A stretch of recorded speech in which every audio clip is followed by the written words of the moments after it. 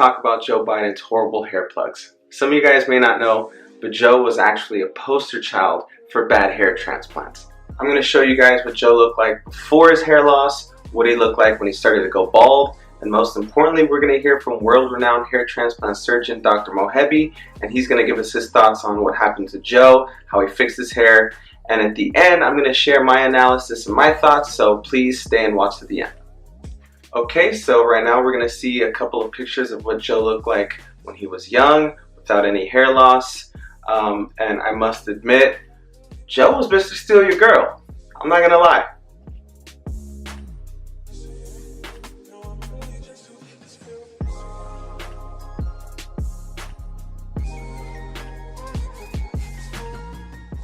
Okay, so I'm pretty sure that version of Joe wouldn't be hearing complaints about him sniffing girls. Alright, now let's see what he looked like when he started to go bald.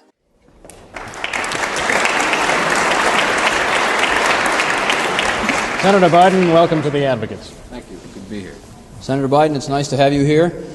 As the youngest member of the Senate, the one, therefore, who may expect the longest career there, I wonder if you'd say to us, since it's clear that you're not corrupt and you got elected, why should people think that the system produces corrupt results when there you are?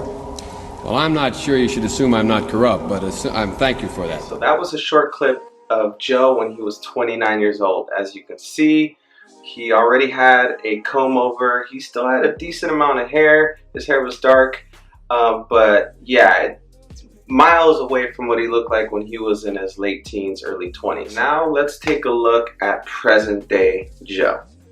You know, the rapidly rising I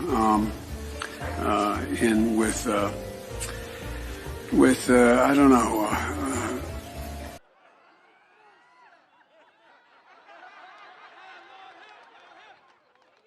COVID has taken this year, just since the outbreak, has taken more than 100 years. Look, here's the lives. When you think about it, more lives this year than any other year for the past 100 years.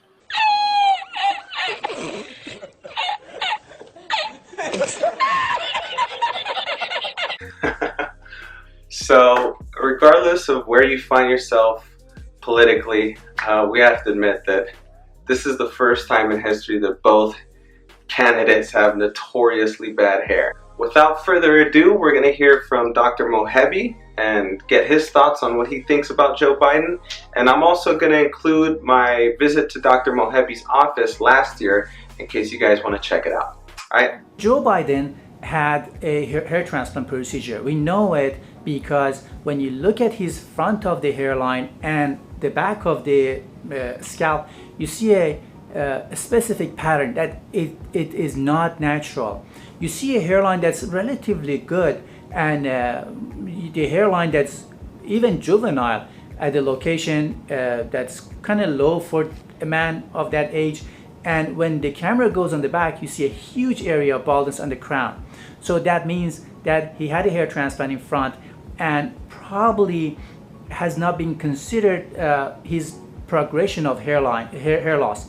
So he had a hair transplant early on, and the hairline was created at the level it did, but then he continued to lose hair. For some reason he couldn't do another hair transplant or didn't want to do another hair transplant. Now he ended up with a huge balding area and a hairline that is not going hand in hand with that huge balding spot on the crown. Okay, so to build upon what Dr. Mohebi said, I totally agree about Joe's hairline placement. Now, so what you got to consider is that at the time when Joe had a hair transplant, he was in his probably early 30s. So of course he wanted a hairline that, you know, matched what someone his age would have. But what he didn't consider, and what many fail to consider, is the future. Hair loss is progressive, and as he progressed, his hair looked horrendous. He was left with an island of hair, and basically what saved him now is that his hair is white and he does a reverse comb over. So he pretty much combs it down to cover the sides because there is a visible gap.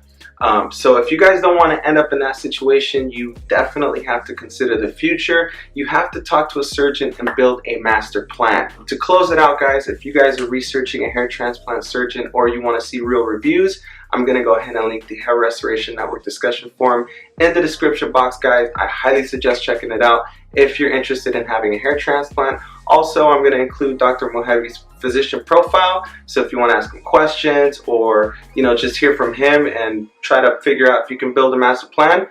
And yeah, I'll catch you guys next time.